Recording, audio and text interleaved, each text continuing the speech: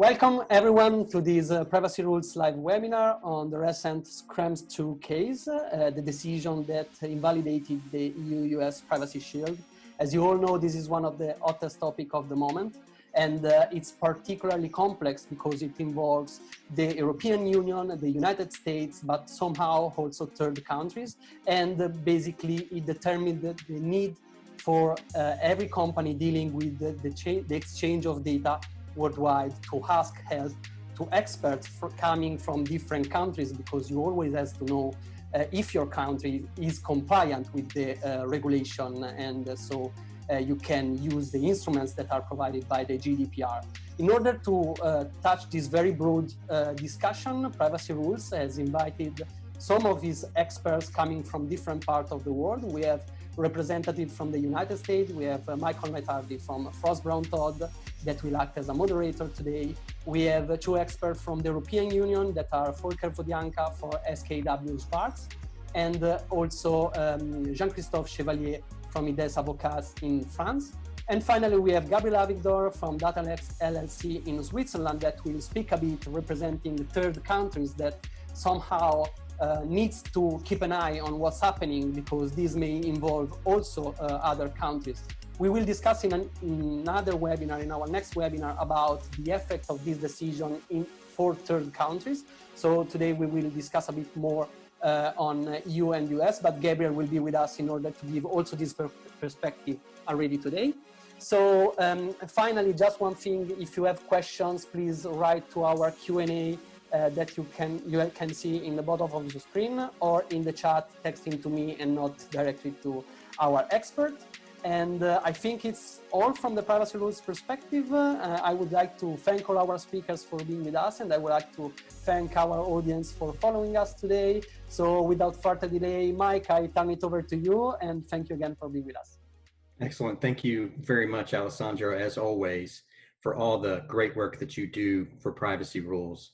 I want to thank all the panelists for being here with us today, especially on such notice, as this is really a decision that has impacted a lot of businesses across the Atlantic. And I just wanted to start off with Gabriel. And first of all, I wanted to thank Gabriel for being a part of this panel. And that is not a pretend screen like I've got behind me. That is a beautiful scenery that he is bringing to this panel. I want to thank you for that, my friend. Thank you for joining us. And we'll start with you. What exactly is this decision, and why is it so important?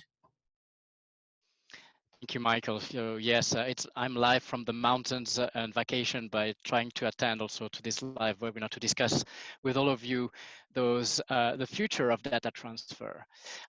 So it's so important because this case originates from Edward Snowden. So the revelation from Snowden back already, I think, in 2013, and further to this, it was another activist, Maximilian Schrems, who today is really the one that is at the center of this, of those questions for privacy, because he has also founded an organization to support all those actions. So as an activist in 2015, he made the safe harbor invalid, which was the transfer mechanism already from EU to the US. So he in a Facebook case, he already managed to make this invalid, and the EU had to put together a plan almost in an emergency to find an alternative way and a more protective way for EU data to transfer that to the US. And this is why the Privacy Shield replaced the safe harbor. And today, in this decision, which is not really a Privacy Shield decision, this is a decision on mechanism to transfer personal data to the EU, from the EU to the US, questioning the standard contractual clauses. And by the way, those standard contractual clauses were assessed, and together with the Privacy Shield. So the Privacy Shield today is deemed invalid again, although replacing as a more protective way the safe harbor. And also now the SCCs, although the European Court of Justice is saying this mechanism is still valid to transfer personal data to countries that do not have an adequate level of protection, such as in the US, but also other countries. This is for the exporter to assess whether the legislation of the country to which the data is exported, the exporter is responsible to assess the legislation and basically to see whether, based on the SCCs, this mechanism is still sufficient.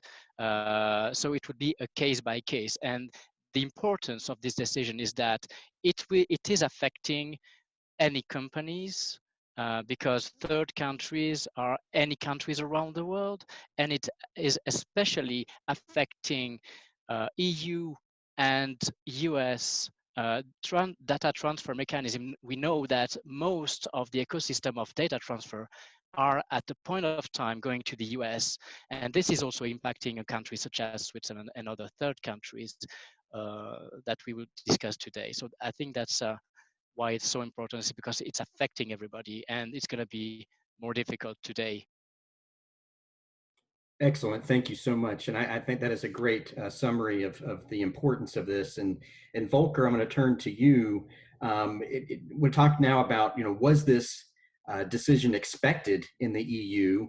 And if so, were your clients already preparing for it?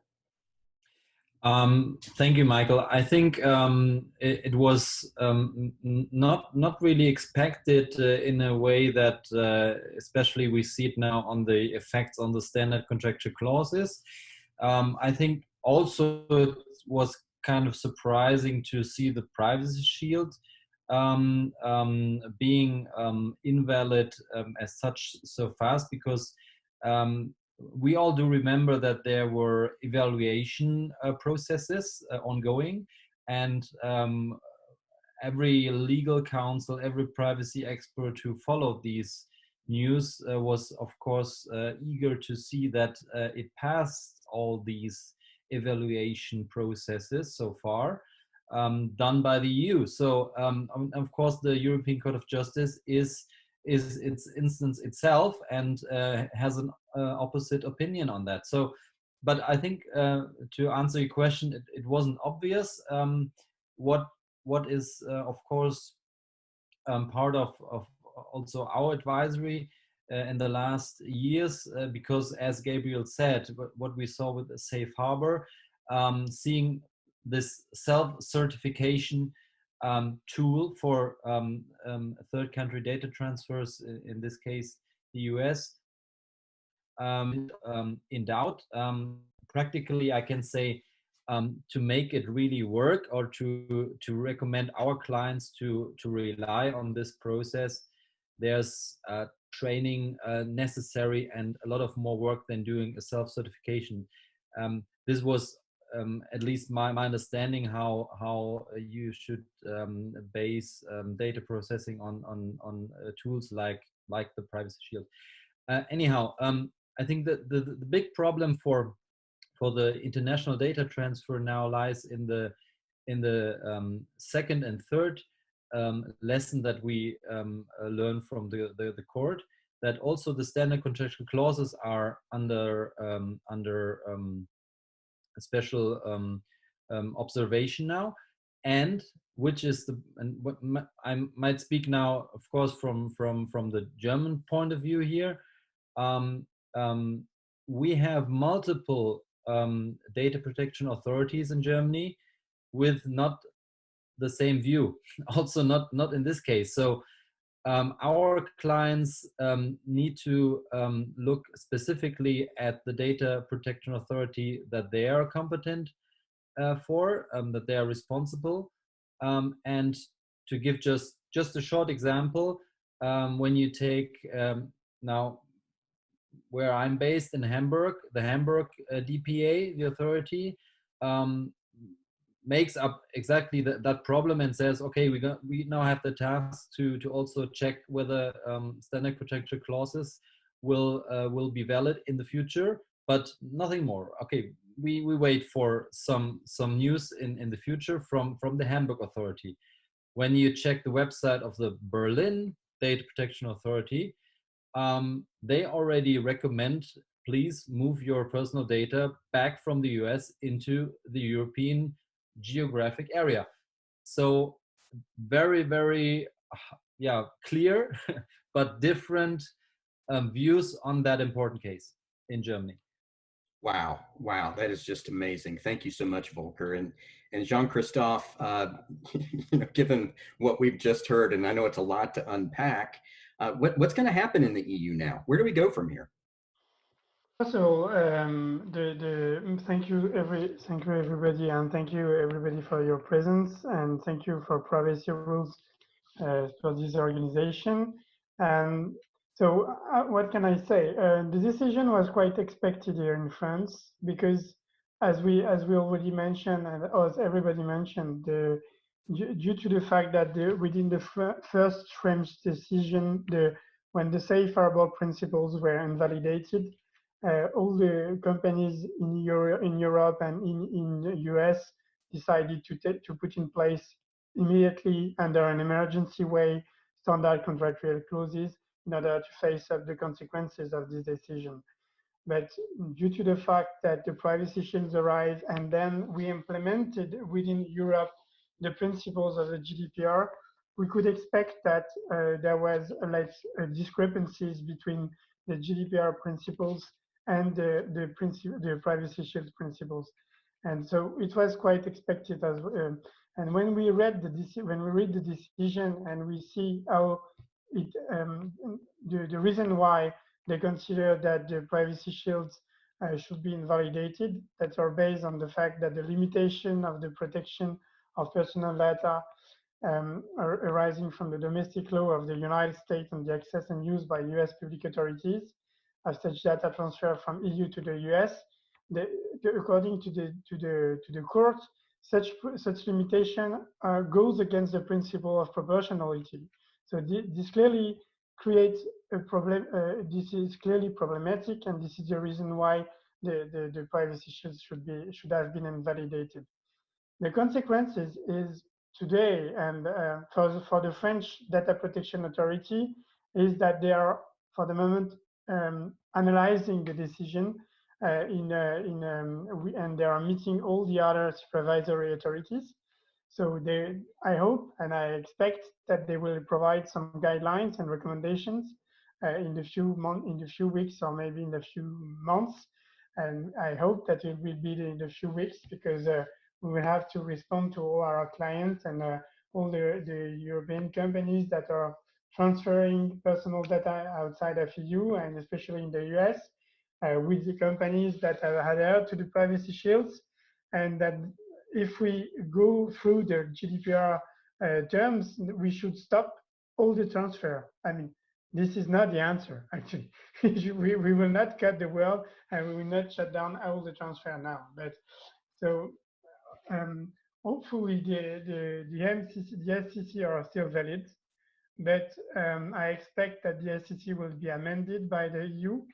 Maybe they will be updated because we are waiting for that for 2 years now, since 25th of May 2018.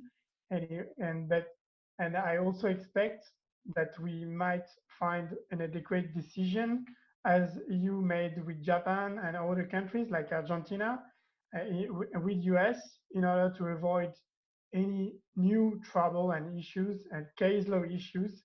Because even if the SCC clause are still valid, there is an obligation now that is set out on the head of the data exporter that will have to assess that the data importer will fully comply with the principles of the GDPR and will fully comply with the security measures and so on, which clearly means that we will have to open the question of the right of audit of the data controller within the data to the data processor or the other data controller that is based in the US. So it's gonna be a very interesting topic to follow up in the next weeks. But again, to me, and I will advise my client to enter into SCC if they don't have a SEC in place, and try to emphasize some obligations in order to make sure that they can comply with this audit obligation and this obligation to make sure that the data importer will comply with the regulation. Very good. Thank you very much. I think that is that's a lot that we're obviously having to do, and a lot that we're just having to wait and see, as you state.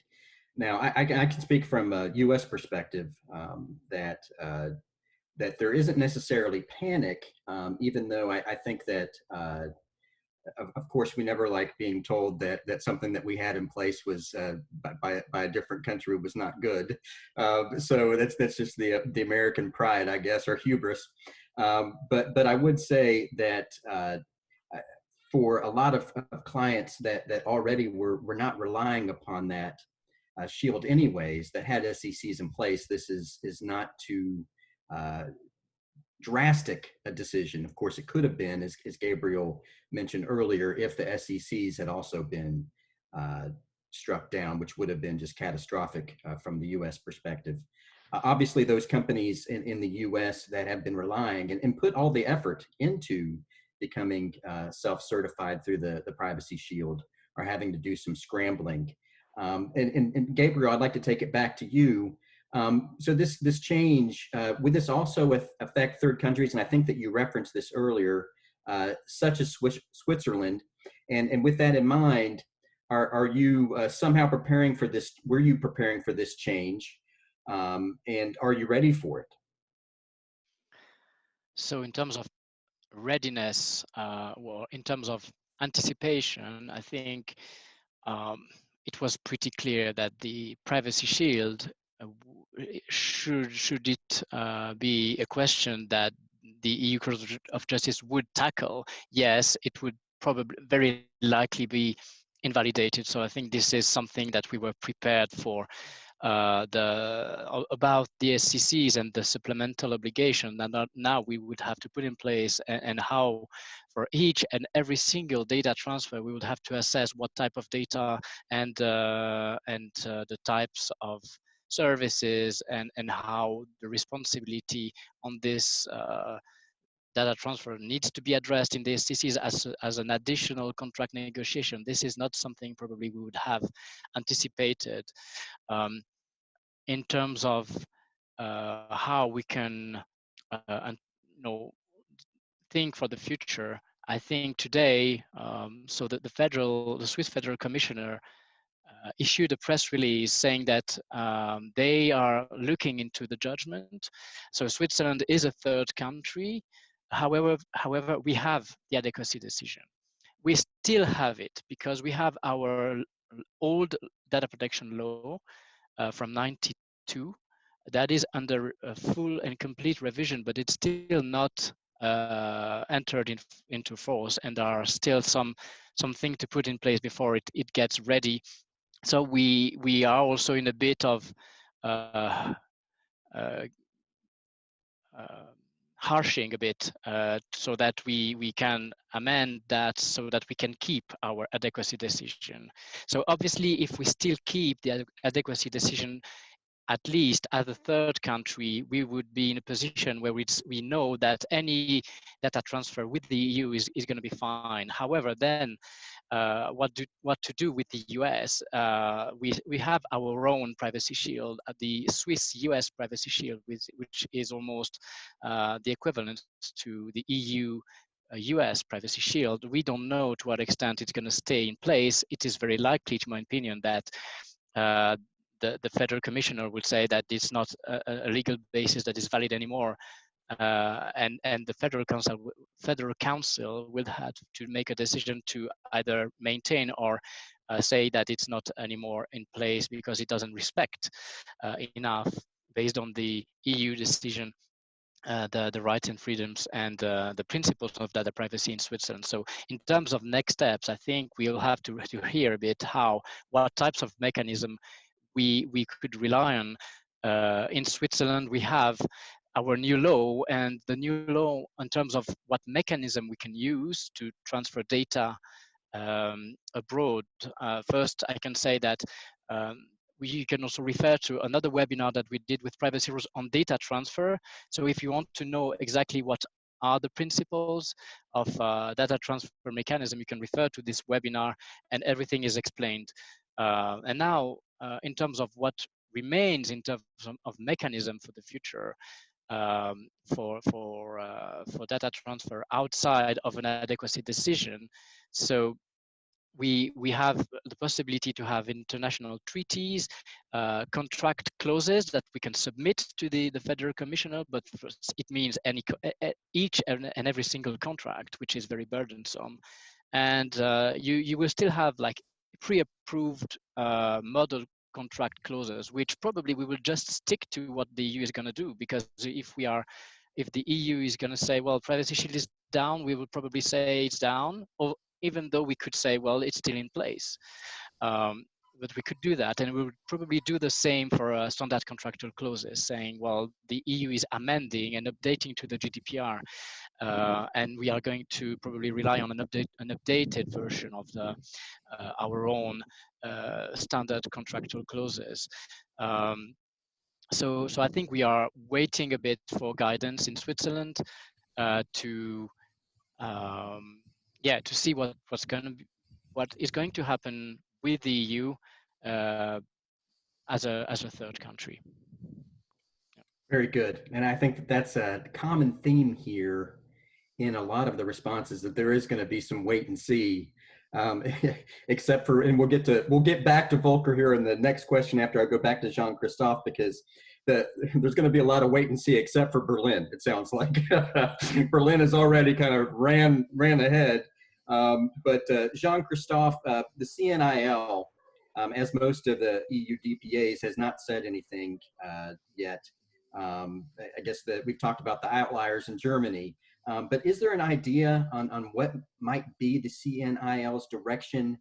And if so, how long will it take for them to come out and give a reaction, given this uncertain situation? Honestly, I was expecting that a press release or some recommendation would have been set out within the weekend from the decision date and today, but unfortunately the CNIL did not make any decision or make any recommendation, and say that they are going to meet with the European Community for data protection. So to my understanding is that they're going to work with the other supervisory authority within Europe to propose and provide some recommendations. So, but for the moment, in terms of timing, I would say that we should see the recommendation coming out within the next few weeks, and maybe let's say months, because we are close to August, and everybody knows that in France, especially August is very, very big, important months in terms of resting. Anyway, so it's going to be holidays, and but if we go through the actual legislation and the Data Protection Act, there are some exceptions that allows the data transfer outside of EU, and we don't, whatever the countries where we go. So, and which are quite the same exception as the one set out by the Article 49 of the GDPR. So the contract, the consent given by the data subjects, and the fact that you have set out SCC clauses with the data importer, otherwise that you have BCRs. So I would say that the recommendation will be we follow up and continue working with SCC. They will not say you have to stop data transfer, but they might say, given the fact that your partner, your US partner, has only adhered to the Privacy Shield principles for the moment, if you are discussing with them, then you take the other way immediately and you enter into SCC. So that would be my recommendations as a lawyer, but I would expect that the CNIL will say that as well. And again, the CNIL is also working at the moment on specific guidance on BCRs. So maybe they will take the opportunity of this decision to modify and give the recommendation on that aspect as well. Very good. Thank you very much. I think it's a great segue back to Volker, because as you referenced earlier, the two different responses from the organizations in Germany, both Hamburg and Berlin, if you can, and I understand if it's not possible, but if we can, put on the prognostication hat a little bit here, and we're going to ask you to do that a little bit for us as it relates to Berlin and Hamburg. Let's unpack a little bit more what exactly the Berlin commissioner said and what that's going to mean, and then also recognizing the difference between the commissioner in Hamburg. If you could talk a little bit more about that for us. Or let's also try to simplify it again, because of course there's like an organization or like a circle, it's called Düsseldorfer Kreis, that tries to harmonize the DPAs in Germany. So we expect, of course, one voice on this matter in the future, so that the DPAs come together and speak with each other and recommend how to deal with this matter for all the companies in Germany, and not a very diverse understanding of the decision that makes business, of course, very difficult also for companies that look at Germany and want to do business with Germany, because this is also a part of harmonization that takes place in Germany, that DPAs come together and deal with this matter in a unique form. So I don't think that the Berlin view today is an example that will come into practice. But let me also say that from the past, from the safe harbor times, we didn't see any grace period. Let me clearly recommend that companies that today do rely on the Privacy Shield with their data transfer into the US should not wait and but should take action and move to standard contractual clauses. That is a very clear recommendation, because we saw fines in the past, and it's easy for a DPA to check in the past with Safe Harbor, today with the Privacy Shield, send letters around, and that happened. Do you still rely on Privacy Shield, or those days on the Safe Harbor with your third country data transfer? And if they replied correctly and they had an issue there, they paid a fine. So these were like, in Hamburg, we had numbers like 15,000 euro, not still say I saved that money.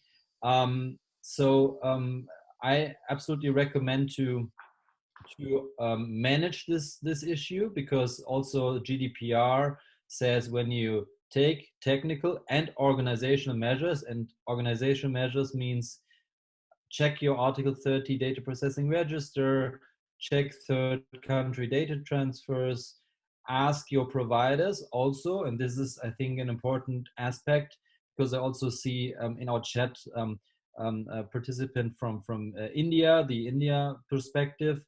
Let me just take this as an example, because that a question came also to me from an Indian privacy lawyer. They do, of course, a lot of sub-processing. So in the contractual chain, we have maybe Germany, Europe, let's take it from us now, but then we have a sub-processing in a third country. So I think it's very important now to identify where are third country data transfers, maybe not in the first place, but in the sub-processing part.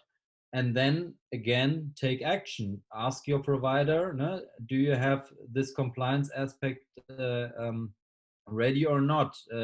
Maybe you would like to change your provider or implement the SCCs. So it's about managing this issue now in the next weeks. Identify where you have these third country data transfers, and document what you do, because then through GDPR you would not risk really fines. This is my understanding.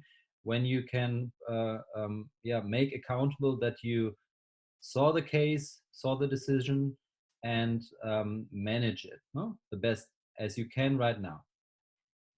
Very good. Thank you so much. That is an excellent point that you also bring up about the sub-processors. Very good. It's something that should definitely be considered. And I know that from the U.S. perspective, what we're really going to be focused on is that if there is only been reliance upon the shield, companies are going to have to find as quickly as possible the legal basis for the transfers in order for them to continue. The easiest, I've always thought and continue to think is the SEC's. But we've discussed that there are some other ones, including the binding corporate rules, and then also seeking the derogations, or at least the agreement from the authorities within the countries themselves. Have any of you all, and this is off script, but I'm going to ask, does anybody have an idea of if a company was going to actually seek that type of comment themselves to get approval from the DPAs in your respective countries, the time frame involved in that?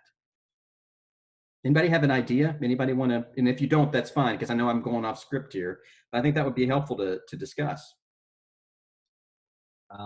Maybe I can give an example concerning binding corporate rules, but which only applies for of course the transfer in the group in a global company. So when you have third country data transfers in your group company, that is a solution. And concerning timeline, it's about 6 to 8 months, roughly speaking. Well prepared by an advisor. You need a privacy policy, and then of course the leading DPA needs to check these documents, and this is but just very roughly a time frame that would apply to the binding corporate rules BCR. Very good. Thank you, Volker. That is very helpful. So it's obviously something that you've got to get moving. That's not something that you can just get by the end of the week. Anybody else? Jean-Christophe, any thoughts on that? To complete Volker position and advice on that, for BCRs in France, it can take very long time because you have to prepare a very, very strong file, and then you submit it for a registration and validation by the authority, and it can take several months. It depends on the complexity of the transfer and so on, so it can take a lot of months. Usually, I mean, a few years ago it was nearly 2 years. Now it's going to be faster, I think, but it's very long. And if you modify the SCC, then it can be complicated as well. So you have to request an authorization to modify such SCC. So I would say the recommendation would be you set out the SCC and don't modify it, but you can emphasize it. No, very good. That's very good. And easier. Yeah. No, that's great. Thank you very much. And Gabriel, you and I being attorneys in the U.S. and Switzerland, not a part of the EU, we've talked about this a little bit, but just to kind of underline the importance of it, how should we be advising our clients and companies right now, given the status and everything that we've heard so far today? Yeah, as a third country, I think the difference is that we still have the adequacy decision. I mean, in Switzerland to be monitored. Obviously, for Switzerland, as we hope we will maintain it. But in terms of best practice and recommendation, I would say I follow the fact that you need to assess your legal basis. You need to see whether on what you rely, because you have many options. We see today that the options are a bit limited and more difficult to to rely upon. So if you rely only on Switzerland, US Privacy Shield only for the transfer of personal data, I mean, the risk for Switzerland that the Federal Commissioner says that it's no longer a legal basis, I mean, that's a high risk. So that's a risk that you should assess for transfer to the US, especially for the US. If you rely only on this mechanism, you should switch immediately to another mechanism. If it's internally, I mean, you can use, you can, you know, BCRs is long to put in place. It's not that easy to draft for multinationals. So as an immediate effect, kind of putting some kind of standard contractual clauses in intra-company controller to controller and controller to processor agreement between affiliates and the group is something that is still safer, because it's still a valid mechanism. But check your legal basis, and you may be a small organization where the GDPR does not apply. So in Switzerland, we still have a lot of businesses to whom the GDPR does not apply, and we still have the Swiss Federal Data Protection Act that is applying with some similar principles, but still it's not the GDPR. So when you don't have the GDPR applying to you, such as when you are, I don't know, a doctor or a hospital or a startup, and you aim to do business or to send personal data using services from the US, check what mechanism you may have to transfer data over there, such as you may see that, you know, you could use consent if it's one single shot, but consent is very difficult, because consent then can be withdrawn. So when someone says, I don't agree anymore, what should you do? You should stop processing, potentially deleting the data if that's the request. So consent is very difficult to rely upon. You still have other types of legal basis, such as public interest, or performance of a contract, or exercise of the legal claims, or public interest, or vital interest in the health sector.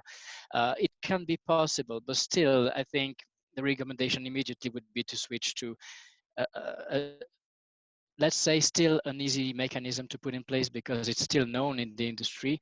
However, I would say, so first, assess the legal basis. Second, assess the type of data that you are sharing, because obviously the harm for the data subject will not be the same if you share patient data or children information to the US or a third country, because you need to assess the legislation of the country, compared to just an email for remarketing.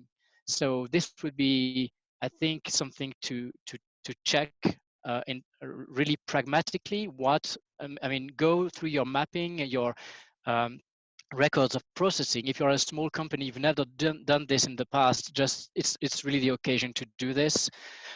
Check with whom you do business, and if you want to buy services from those giants, don't forget that Salesforce, Amazon, and Azure, they have huge data centers, and most of the time you can choose which data center you can use. So you can still use them and having your data centers in the EU, like in Ireland, Dublin, or Paris or Frankfurt. For Amazon, for example, you have those, and let's say for France, it's also served, because I've been having a case at the moment. So it's also okay for the HDS certification, this certification, which is compulsory for French health data.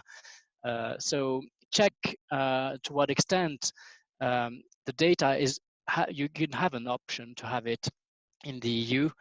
This is going to save you probably a lot of work in the future if you can do that. So that would be the kind of advice, to see the type of services, the type of data, and the legal basis for Switzerland. Waiting also to see what's going to happen from the authorities in Switzerland. That is fantastic. Go ahead, Volker. Well, let me underline, thank you, what Gabriel mentioned with the location of the data center. That is also my my experience that, of course, our clients already in the future, in the past, sorry, tended to ask where are the data centers of the bigger companies we all know. And it is possible to locate them in Europe. It is possible to locate them in Germany if you want. But you, of course, then need to be very strict in the contracts and really take care that this is a fixed clause.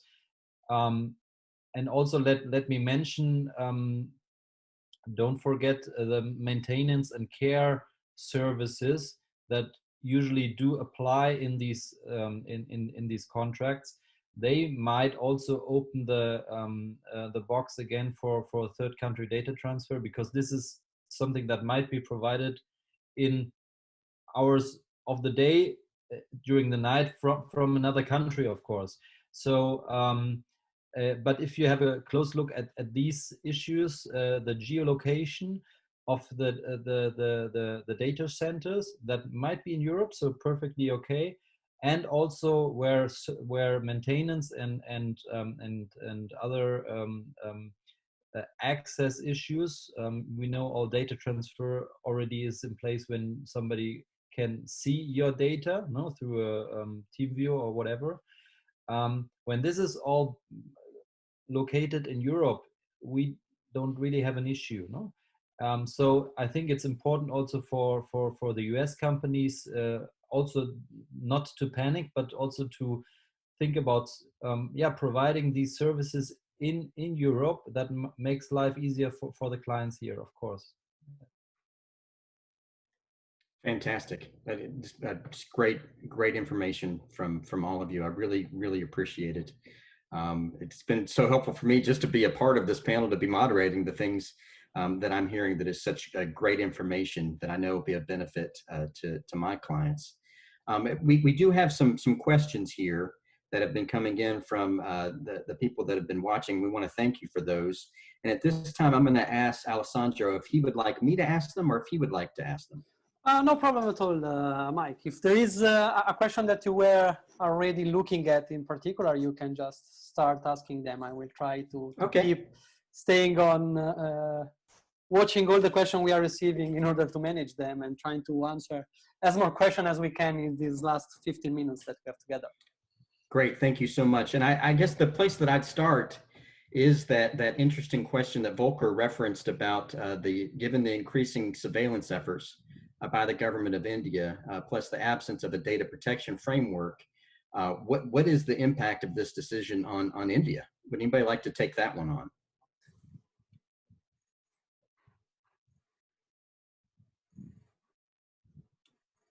Well, as I said, or just to underline it again, I think India today relies on standard contractual clauses, which is perfectly okay.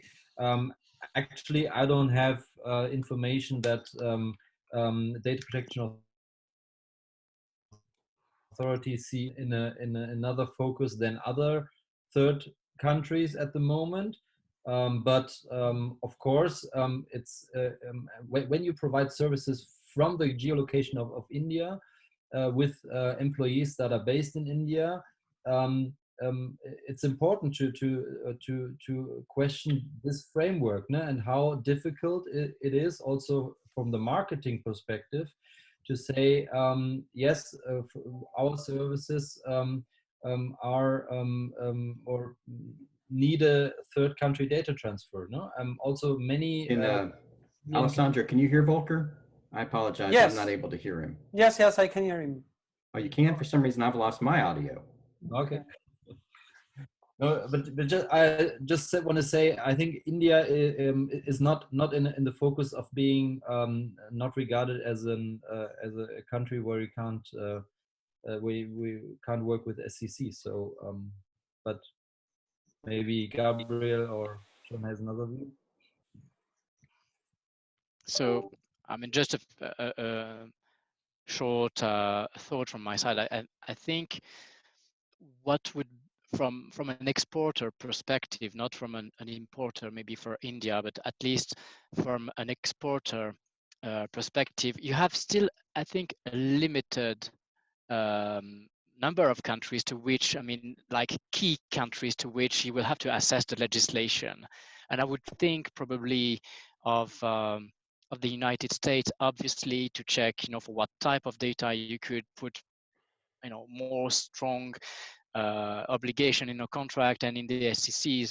But obviously for India, I mean, if someone says that the surveillance power of this country is going to be increasing, obviously it might be that the SEC might be less easy to implement for this country. But I would think also of China and some other Asian countries, like big countries to which you would have more oversight from the state, so that I mean, those companies would be those states would be assessed.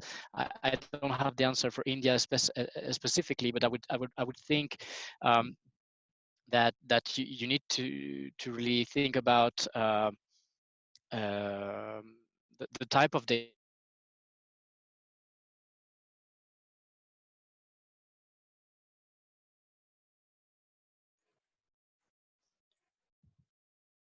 with too much fear, and for which data it could be more complicated to ensure that it can be I mean, using the SCCs as a mechanism is okay. Sorry, Gabriel, I just missed a mapping. few words on what you were saying in this last part.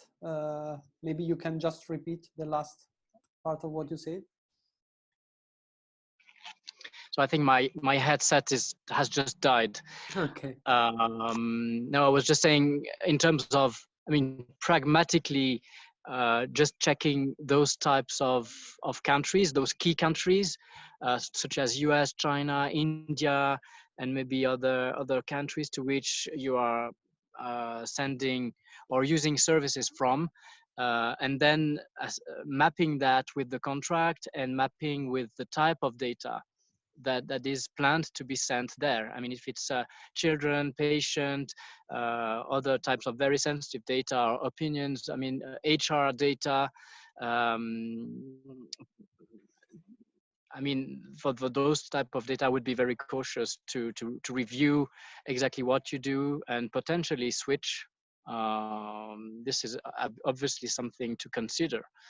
Switch the service or the provider if you cannot, because you do really share data with a distributor or a business partner that is located in a country like that as an importer or as an importer of data. Really check with them and discuss. Otherwise, potentially plan B would be to switch. But if you only have the supply chain with a country like this, assess and discuss with them how to put this together so that it can protect the data that you are sharing. Perfect. Thank you, Gabriel. Just let me jump in 1 second, Mike. Sorry. In this regard, speaking about third countries, I just wanted to underline that we will discuss these also in our next webinar, and we will try to invite exactly the countries that Gabriel were mentioning and for which we are receiving questions. So let's see if we will be able to provide an additional service to our audience of today. And there are another couple of questions. Mike, no, I don't know if there was one specific you wanted to ask. I see one of location of data center that may be interesting to touch. Yes, if you want to go ahead and ask that one, go ahead and ask that one. Yeah, I can just mention this one. There is this interesting question on location of data center is important, but if a US company own the data center or provide the service, what about the obligation for the US company to provide data to US authorities under request? That's an interesting one. I think. Very interesting question. Yeah.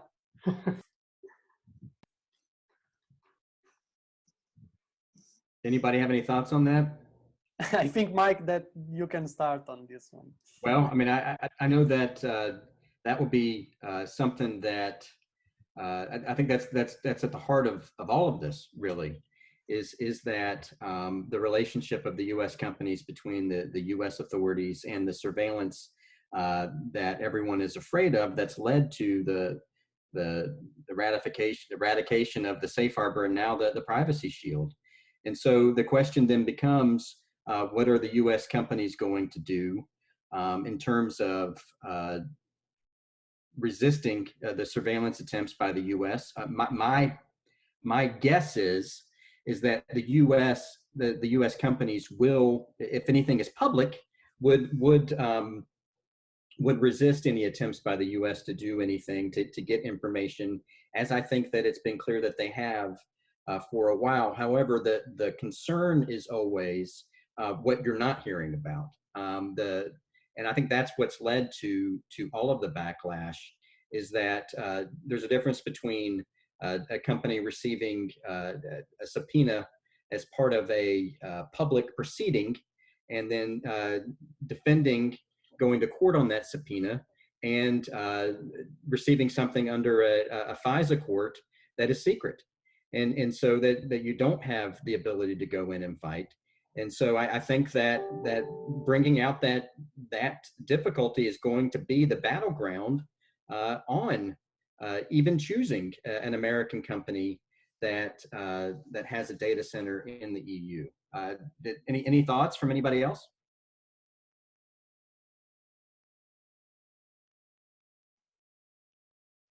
I can see Gabriel. Yeah. I just have a thought on companies. Yeah, so on some companies that will have for some obligation that come from local legislation to share information to the authorities. If this is an obligation by law, like, I don't know, if you're submitted to the oversight of a financial authority or a health authority under HIPAA, for example, or the FDA. I mean, there is no problem to me at all for this.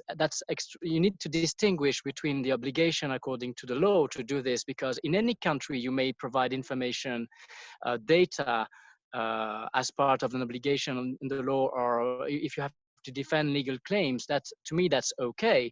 That's not okay, and that's really the heart of the thing. If you have like an extra power of the state to then obligate the controller to say, well, I want to do surveillance on that, and you need to provide that because not only it's a legal obligation, but because we just want to check what is in your records, because we just want to do surveillance. So based on surveillance activity, that's probably not the same as just having a legal obligation to provide information as part as the local legislation. So I would probably you may probably want to do the distinction between the type of information and the type of, and Michael, just react if you have another opinion, but I think you need to distinguish really because of this, because to me this would be, I mean, in any country you could potentially have to provide, I mean, to tax authorities also some personal information. So I think that's really the heart of this, and I think that I saw some discussions on restricting in the SCCs, specifically in those, what we call those SCCs plus, or maybe 2.0, I don't know the name that we can use for them, trying to restrict how information can be shared to outside of the business. I think that's going to be the next discussion, but feel free to react on this one. Oh no, I think that you raise all the right points, and that is great. I think that a lot of it for the U.S. side, I mean, let's just be honest, is perception. You know, is that you're exactly right about the other legal means, but my concern is going to be, and I don't think I'm speaking out of turn here, is that no matter what we say we're going to do, I think there's always going to be the concern or the fear that that the U.S. is doing more. That's under the table, if you will. Yeah. I can see Volker maybe has something to add. Yeah. Let me also underline, I think when we talk about controller-processor relationships based on GDPR, we talk about, of course, liability and responsibility. For a controller, it is, of course, important that it is not obvious that personal data is being processed in a way which is not compliant with the law. But let's face it, every country around the world has national security interests. And what I always taught my clients, and also do in my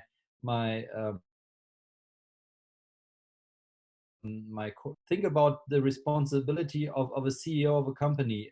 No CEO of a company in the world has the obligation to protect the personal data from or against security agencies, because you're not able to do that.